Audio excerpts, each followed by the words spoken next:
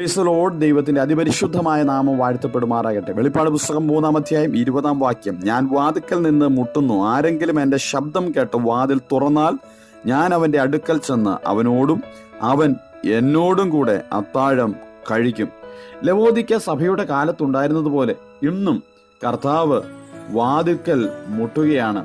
കർത്താവ് വാതിൽക്കൽ നിന്ന് മുട്ടുന്നു എന്ന് നാം കേൾക്കുമ്പോൾ അവൻ നിർബന്ധിച്ച് കടക്കുന്നവനല്ല.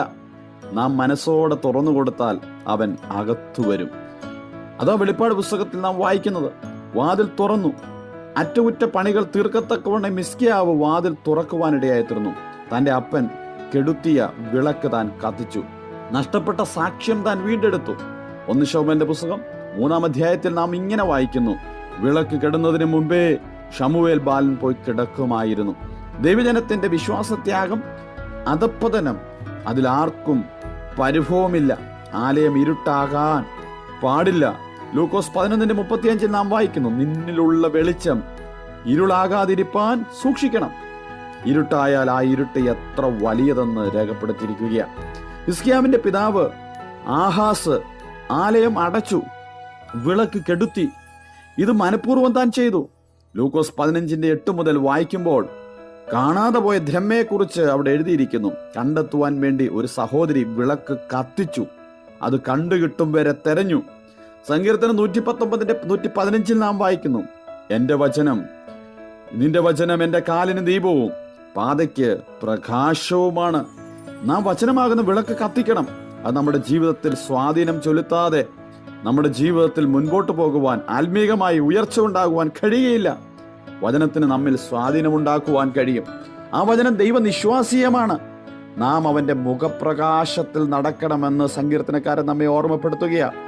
മുഖപ്രകാശത്തിൽ എല്ലാ രഹസ്യങ്ങളും വെളിപ്പെട്ടു വരും എന്ന് നമുക്ക് മനസ്സിലാക്കുവാൻ കഴിയും.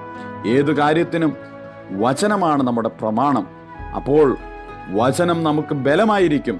യഹോവയിങ്കലെ സന്തോഷം നിങ്ങളുടെ ബലമാകുന്നു എന്ന് തിരുവചനത്തിൽ രേഖപ്പെടുത്തിയിരിക്കുന്നതായിട്ട് നമുക്ക് കാണാം. ഹിസ്കിയാവ് ചെയ്ത കാര്യങ്ങളെക്കുറിച്ച് തിരുവചനത്തിൽ വായിക്കുമ്പോൾ, 1, ലേവ്യരെ താൻ ശുദ്ധീകരിച്ചു.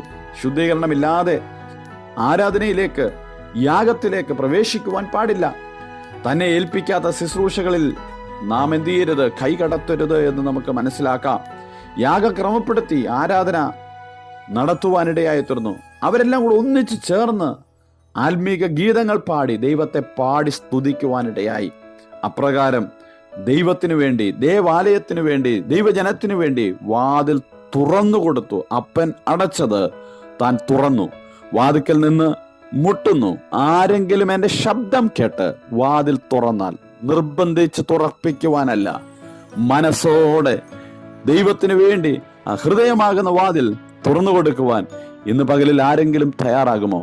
കർത്താവ് പ്രവേശിക്കും. കർത്താവ് നിങ്ങളുടെ ഹൃദയത്തിലേക്ക് കടന്നു വരും. നിങ്ങൾക്കത് ആശ്വാസവും അനുഗ്രഹവുമായി തീരും. അതിനായി കർത്താവ് എല്ലാവരെയും സഹായിക്കട്ടെ. Have A blessed day. God bless you all.